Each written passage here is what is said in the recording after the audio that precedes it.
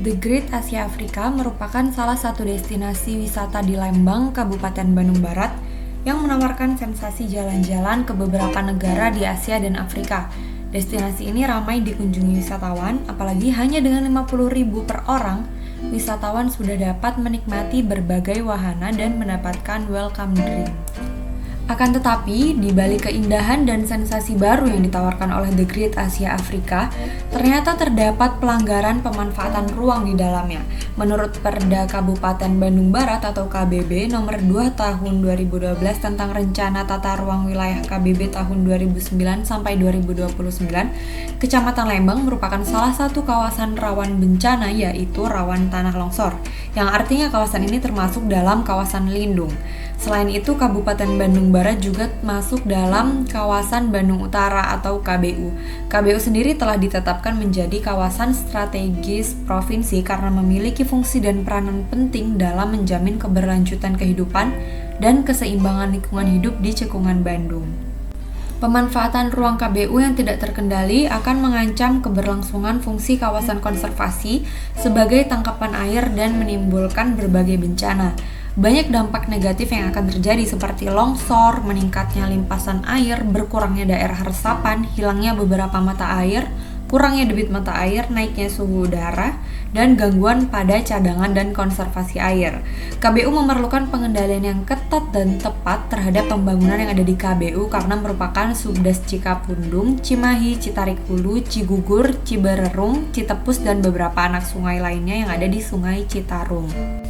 Menurut Perda nomor 2 tahun 2016 pasal 54, setiap pemanfaatan ruang yang ada di KBU harus mendapatkan rekomendasi terlebih dahulu sebelum izin pemanfaatan ruang. Setelah rekomendasi yang berisi tentang catatan-catatan mengenai batasan sebuah proyek turun dari gubernur, kabupaten, dan pihak terkait seperti dinas-dinas yang sudah mengkaji rekomendasi dan melakukan analisa detail untuk mengetahui batasan terhadap proyek, maka Dinas PUPR akan melakukan pembahasan teknis mulai dari perizinan, dokumen AMDAL, dan lain-lain. Berikut merupakan kronologi pelanggaran pemanfaatan ruang yang terjadi di TGAA.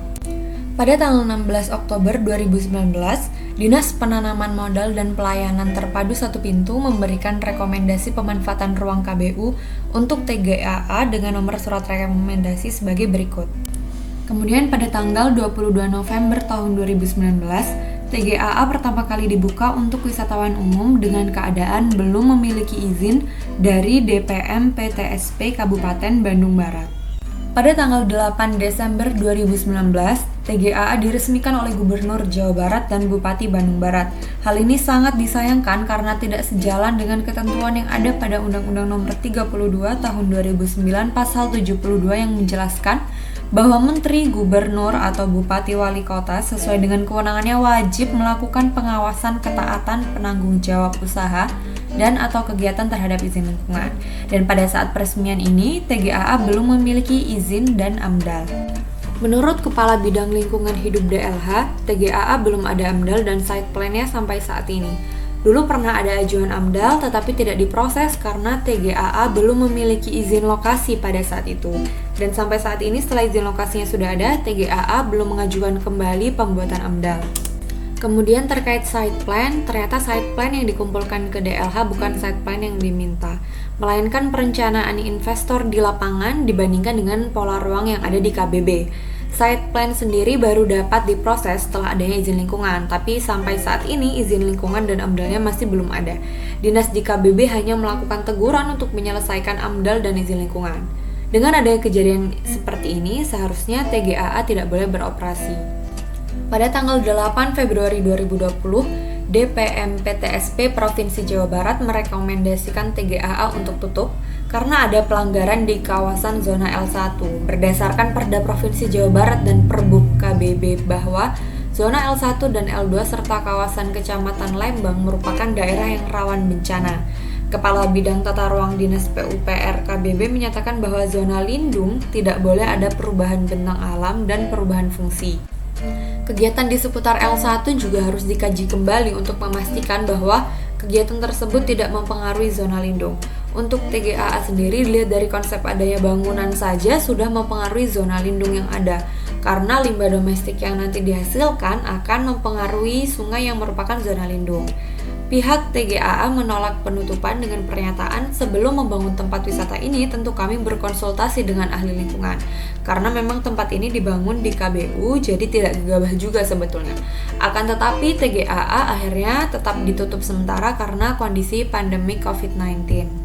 Selain itu, TGAA juga pernah dilakukan penyegelan atas surat dari Bupati KBB karena pelanggaran sempadan sungai, yaitu membangun musola di sempadan sungai.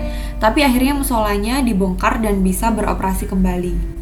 Pada tanggal 28 April tahun 2020, TGAA akhirnya mendapatkan surat izin dari DPMP TSP Kabupaten Bandung Barat. Pada tanggal 28 Mei 2021 terjadi longsor di kawasan wisata TGAA. Menurut Perda nomor 2 tahun 2012 tentang RT/RW KBB tahun 2009 sampai 2029, Kecamatan Lembang yang merupakan lokasi TGAA masuk ke dalam kawasan rawan bencana longsor. Pengelola bilang ini karena banjir, katanya setelah hujannya berhenti kawasannya sudah kembali aman.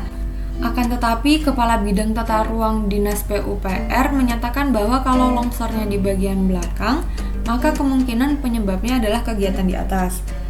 Jika longsornya ada di bagian depan, maka penyebabnya adalah TGAA. Dari permasalahan pelanggaran pemanfaatan ruang yang ada di TGAA dapat disimpulkan bahwa penegakan hukum yang kurang diterapkan akan menyebabkan kerugian di kemudian hari.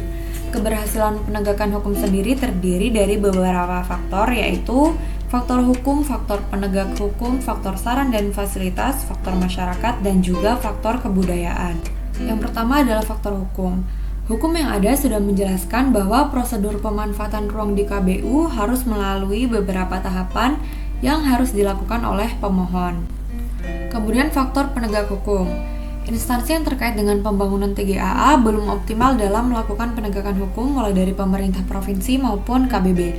Bahkan instansi tersebut saling melempar kewenangan dalam penegakan hukum. Di sini dapat terlihat adanya benturan kepentingan antara Pemprov dan Pemkab.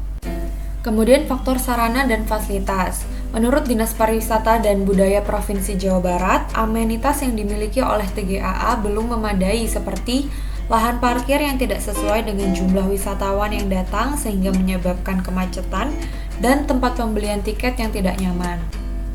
Kemudian faktor masyarakat. Dalam pembangunan TGAA, masyarakat dapat lebih dilibatkan apabila pihak TGAA dapat melakukan pemberdayaan masyarakat sehingga lingkungan wisata rapi dan teratur, ekonomi masyarakat meningkat, dan dapat memunculkan produk ciri khas daerah tersebut.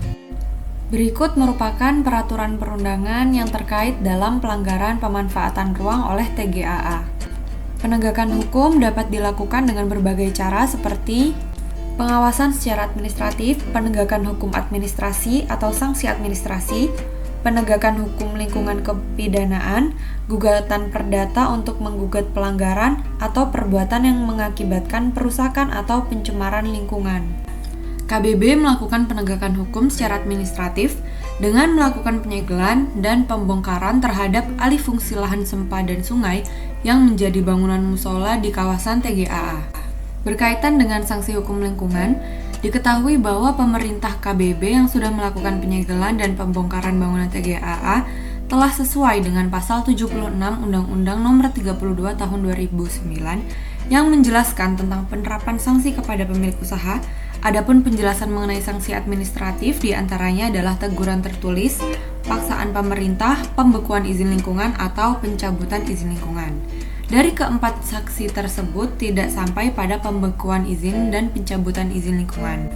Dalam hal ini, para pihak dari Dinas KBB yang diantaranya DPMP-TSP, DLH, Dinas PUPR, tidak memberikan jawaban pasti terkait pembekuan izin dan pencabutan izin lingkungan. Sekian dari saya, terima kasih.